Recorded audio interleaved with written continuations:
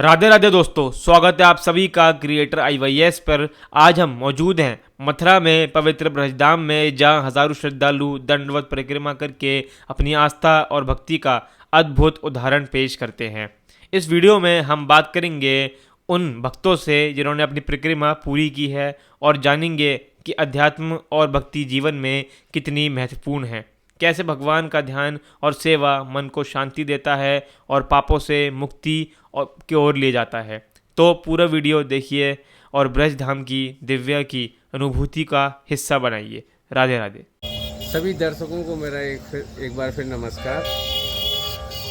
मुस्कुराता भारत की टीम आज एक ऐसे आध्यात्मिक मेले में, जिसमें लोग क्यों चलते हैं, जो अध्यात्म में विश्वास नहीं करते हैं या सनातन में विश्वास नहीं करते हैं, वो निश्चित रूप से सोचते होंगे कि लोग क्यों चलते हैं, क्यों 21 किलोमीटर दंडवती परिक्रमा देते हैं, क्यों खड़ी परिक्रमा देते हैं और इस ब्रजरज का क्या महत्व है। मेरे साथ कुछ दर्शक हैं जो परिक्रमा दे रहे हैं, खास तौर से नारी, हमारे जो लक्ष्मी का रूप मानी जाती है, मेरे साथ हैं। आइए उनसे कुछ बात करते हैं। आप पहले अपना परिचय दीजिए। सभी दर्शकों को मेरा नमस्कार। मैं आरजे सुरभि शर्मा, आकाशवाणी मथुरा। आध्यात्म का एक ऐसा मेला जिसमें करोड़ों लोग अपनी अपनी धुन में चलते ही चले जा रहे हैं, ये क्या है आपके नजर? ये एक धारा है जो सबके हृदय में बह रही है, यानी कि अध्यात्म धर्म जो है वो सर्वोपरि है। सनातन धर्म में परिक्रमा का विशेष महत्व बताया गया है और ब्रजरज जब हमारे शरीर पर लगती है, हमारे माथे पर लगती है, तो कहा जाता है हमारे सारे पाप धुल जाते हैं और कहीं ना कहीं इसकी मेडिसिनल वैल्यू भी मानी जाती है। ब्रजरज का आनंद ही कुछ और है। मैं अपने पूरे परिवार के साथ परिक्रमा लगाने आई हूँ। उस भव सागर में वो जो सागर बह रहा है, उसमें कुछ बोतल मैं भी लगा सकूँ। प्रकृति का एक अलग रूप होता है। सुबह के 5 बज रहे हैं, भोर हो रहा है, मंदिरों में घंटे घड़ियाल बज रहे हैं, तो इसको प्रकृति से अगर जोड़ें इस ब्रजरज को, तो कहाँ खड़ा पाते हैं एक समाज को? अगर हम प्रकृति को ब्रजरज से जोड़ते हैं तो हमारा समाज आगे खड़ा होता है। हमारी परंपरा यही रही है कि सुबह जल्दी उठकर स्नान करके ठाकुर जी की आराधना करके प्रकृति का जो अनुपम रूप है सुबह की बेला, उसका आनंद लिया जाए। अगर ऐसा हर व्यक्ति कर ले तो स्वास्थ्य संबंधी जितनी भी परेशानियाँ होंगी वो बिल्कुल ज़ीरो हो जाएंगी। लेकिन कहीं ना कहीं हम आज की दौड़ में देर से उठना, देर से सोना, इन सबको पीछे जा रहे हैं। तो ये अध्यात्म की जो धारा है वो हमें बताती है कि हमारे मन को, हमारी आत्मा को, हमारे शरीर को संतुष्ट करने के लिए एक जो धारा बह रही है वो सर्वोपरि है। हम लोग मुस्कुराते भारत पर काम कर रहे हैं। लोग बहुत सारे 21वीं सदी चल रही है, डिस्को थीम और बहुत सारे मुस्कुराने के कारण होते। क्या लगता है वो नेचुरल कारण कहीं ना कहीं भूलते जा रहे हैं लोग? आज का समय ऐसा है कि जो भागम भाग वाली ज़िंदगी में लोग फन और एंजॉयमेंट को बहुत ज़्यादा सर्वोपरि मानते हैं, लेकिन वो एक लिमिट है, एक समय तक। उसके बाद क्या, वापस घूमकर तो आपको आना ही है ना अपनी जड़ों पर। जब तक अपनी जड़ों तक नहीं पहुंचेंगे तो आगे कैसे बढ़ेंगे?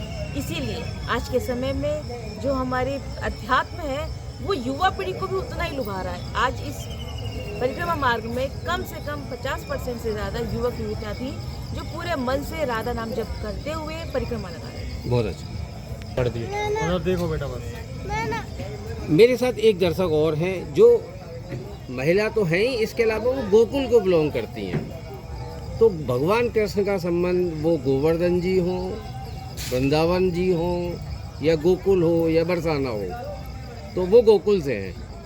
आप अपना नाम बताइए। मेरा नाम रजनी है, रजनी शर्मा। गोकुल का नाम जब भी किसी के जहन में आता है, क्या समझता है आदमी? गोकुल है क्या?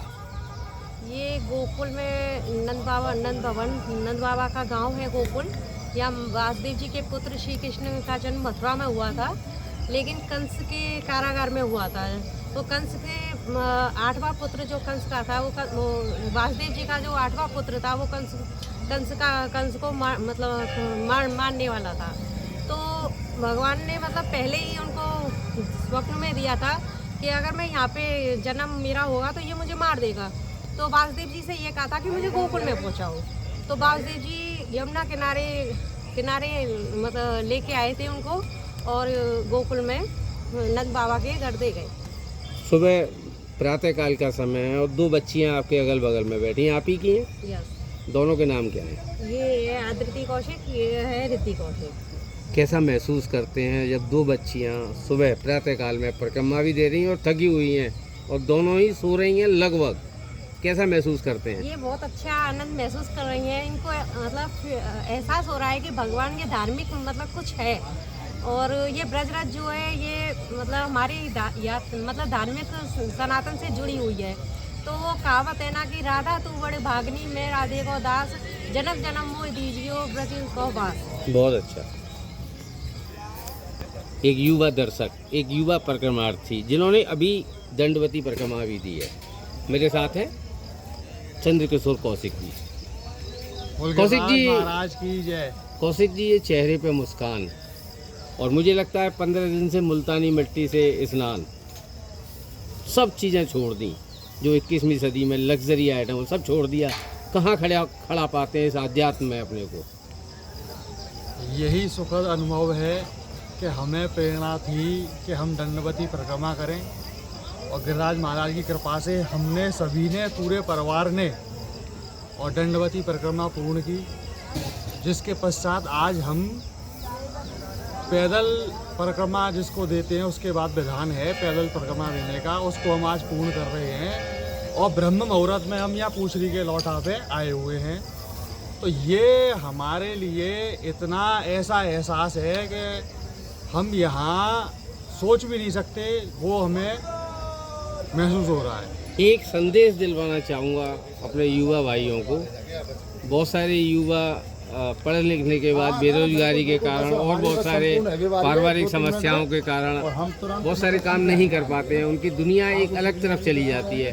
उनको आप इस आध्यात्म से जोड़ के क्या संदेश देना चाहोगे? सब कुछ छोड़ दो, गिरिराज धरण की शरण में आ जाओ, सब कुछ सारे कष्ट मिट जाते हैं। यहाँ सारे दुख सुख में बदल जाते हैं। जो आदमी आजकल भाग दौड़ में दुख में जी रहा है, यहाँ आके केवल सुख रह जाता है। सारे दुख कष्ट है जब गिरिराज महाराज उसको सुन लेते हैं। बोल बोल गिरिराज गिरिराज महाराज। एक मेरे साथ परिक्रमार्थी जो बुजुर्ग भी हैं, मैं उनको बुजुर्ग तो नहीं कहूँगा, युवा बुजुर्ग कह सकता हूँ। नहीं, बुजुर्ग ही हैं, युवा बुजुर्ग अलग से थोड़ी होते हैं। हम लोग मुस्कुराता भारत पे काम कर रहे हैं। प्रातःकाल में आप परिक्रमा भी दे रहे हैं और हाथ में आपके कंठी लगी हुई है, क्या महत्व होता है इसका? इसका महत्व क्या है? इसको चाप में काम आती है। ये कंठी नहीं है, कंठी तो गले में है जी। कंठी गुरु बांधते हैं। ये तो माला जपने के लिए होती है, जिससे हमारी आदत पड़े जी। माला कोई महत्व नहीं रखती वैसे, लेकिन ये जाप में बहुत बड़ा शुरू में आदत पड़ना चाहिए, इससे आदत पड़ती है। गृहस्थ का जो एक जीवन होता है जिसमें बहुत सारी समस्याएं होती हैं, बहुत उम्र के साथ, जैसा हमारे सनातन में बताया गया है कि एक ऐसा जीवन जीना चाहिए उम्र के बाद कि बहुत सारे कलेशों से अलग होना चाहिए। तो जब आप जी माला का जप करते हैं तो आपको लगता है कि आपका जीवन अपने आप में आनंदमय है? जब माला चलती है ना तो जीवन अपने आप अध्यात्म की तरफ चलने लगता है और सुखी जीवन चलने लगता है।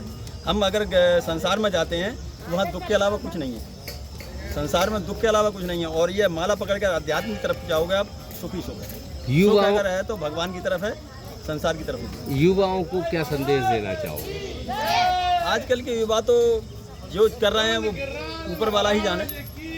वैसे मेरी इरादा ये है कि बच्चों को आजकल अपने बच्चों को संस्कार देना चाहिए ताकि वो बचपन से ही भगवान की तरफ को दौड़ना शुरू करें। कोई एक दोहा गिरिराज जी का आपको जो याद हो, जो आप हमारे मुस्कुराता भारत के शो में बोल सकें? जय जय गिरिराज धरण तुम्हारी हे प्रभु तुम्हारी शरण। बहुत अच्छा, धन्यवाद आपने समय